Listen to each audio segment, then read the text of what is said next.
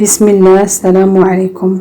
كنتمنى نلقاكم في احسن الاحوال، ومرحبا بكم معايا في قناتي المهمه مفضله، وهي قناه ديال الفائده ماشي الربح بالدرجه الاولى. لهذا بغيت نتقاسم معكم، ما غنقولش لكم وصفه، ولكنها تحفه غذائيه وعلاجيه بامتياز تعلمناها من ابائنا، وكنتمنى تنال اعجابكم.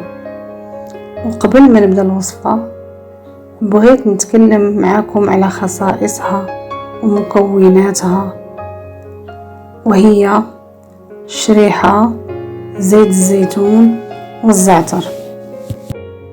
التين المجفف للشريحة عنده خصائص كثيرة، فهو مضاد للالتهابات الرئوية، مضاد للأكسدة، وكيحمي الخلايا، وعنده دور وقاية من السرطانات. وكتعتبر زيت الزيتون مضاد حيوي للفيروسات، فهو كيقوي جهاز المناعة وكيعالج أغلب مشاكل الجهاز التنفسي مثل التهاب القصبة الهوائية والربو. أما الزعتر فهو كيقوي المناعة وكيساعد على محاربة الالتهابات، وكيزيد السموم من الجسم ومن الجهاز التنفسي. ودابا غندوزو لطريقة التحضير. كناخدو الشريحة وكنقطعوها إلى قطع صغيرة باش تسهل علينا في الطحين. بعد ما غسلناها ونشفناها، من بعد كناخدو الزعتر. بالنسبه للناس اللي عندهم الزعتر يابس يقدروا يستعملوه، انا عندي الزعتر هذا غنستعملو.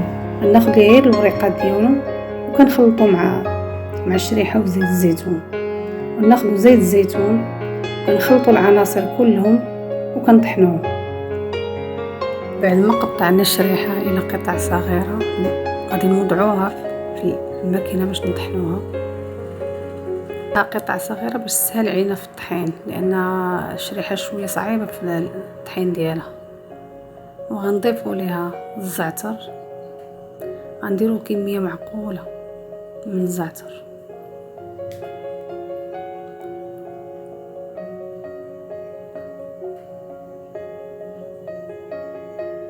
وغنضيفوا ليها زيت الزيتون،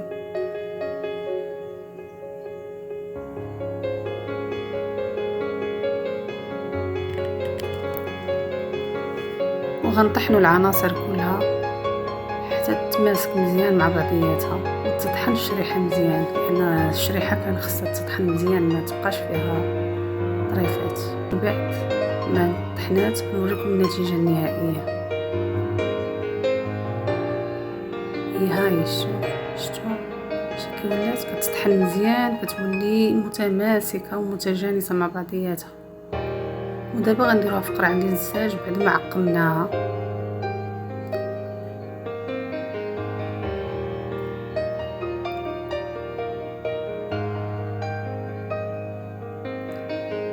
واللي بغى يحتفظ بها مده طويله خصو يزيد عليها زيت الزيتون، نضيفوا لها زيت الزيتون من الفوق حتى نستفوها في القرعه، وعاد نضيفوا لها زيت الزيتون من الفوق باش تبقى مده طويله عندنا.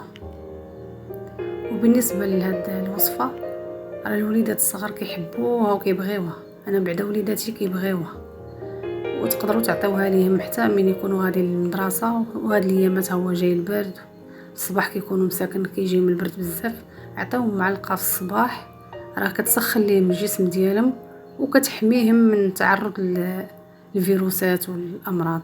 كنزيدوا لها زيت الزيتون، وهي النتيجه النهائيه. وكنتمنى تنال اعجابكم، وما تبخلوش عليا بالاشتراك وتفعيل الجرس. وشكرا.